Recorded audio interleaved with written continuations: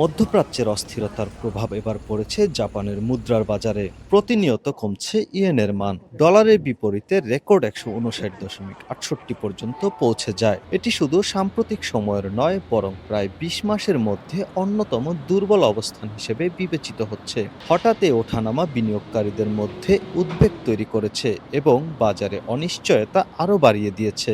জাপানে আমরা যারা পার্ট টাইম কাজ করছি তাদের ইনকাম তো ইয়েনই, কিন্তু বর্তমানে সবকিছুর দাম বাড়া ইয়েন এখন আগের মতো ভ্যালু দিচ্ছে না। তাই সেভিং করাটা এখন অনেকটা জটিল হয়ে উঠছে। বিশ্লেষকদের মতে ইয়েনের মান এই লেভেল অতিক্রম করলে সরকারের উপর চাপ বেড়ে যাবে। তখন তারা মুদ্রা বাজারে সরাসরি হস্তক্ষেপ করতে বাধ্য হবে। 200-র বেশি সার্ভিস ও ফিচারে লেনদেনের সব বিকাশ অ্যাপে সম্ভব। যুদ্ধের কারণে আন্তর্জাতিক বাজারে অপরিশোধিত তেলের দাম উল্লেখযোগ্যভাবে বেড়ে গেছে। জাপান জ্বালানি আমদানির ওপর অনেকটাই নির্ভরশীল, তাই তেলের দাম বাড়লে দেশটির জন্য বেশি ডলার ব্যয় করতে হয়।